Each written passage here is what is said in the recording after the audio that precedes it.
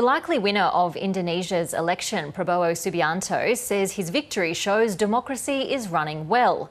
Unofficial results show the 72-year-old secured 58% of the vote, avoiding the need for a runoff. Indonesia correspondent Bill Birtles joins us now from Jakarta. Hi, Bill. It sounds like this victory exceeded expectations.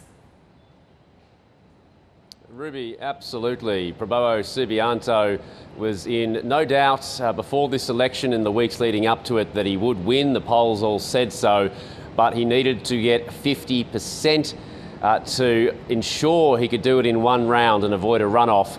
The polls had him just around that threshold, slightly over, but he won 58%. A huge win because this was a three-candidate race. In second place, the former Jakarta governor and East Bay's Wedden, all the way back in 25%. So this thumping win is important, not just because it gets Indonesia's election over in one round, but also too because this morning it's all very calm here. Go back 5 years, Prabowo Subianto lost the election to Joko Widodo and he called his supporters onto the streets.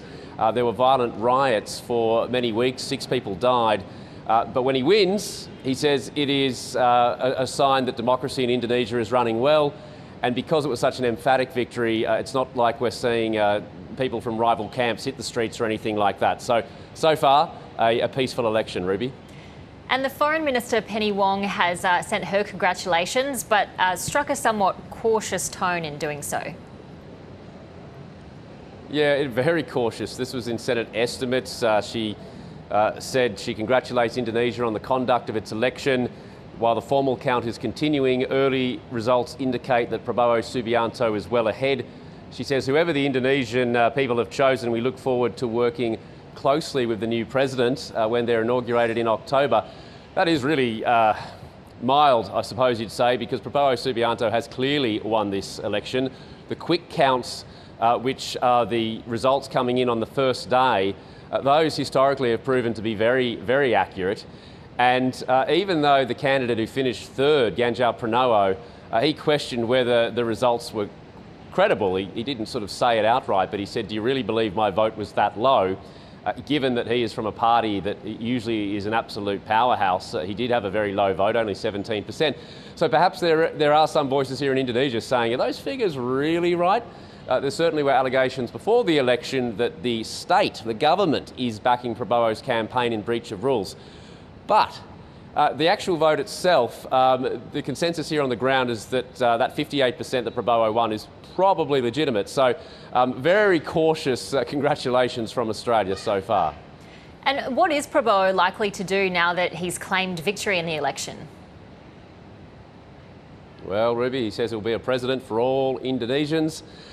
He was pretty vague last night, but he's made it clear throughout the campaign that he is the continuity candidate, that he will keep doing what Joko Widodo has done for the past 10 years here in Indonesia, trying to get investment, particularly from China, to develop Indonesia's economy, try to keep a somewhat low profile on the international stage. He's said that he's committed to Indonesia being non-aligned and not tilting towards China's political orbit or the United States or anybody else.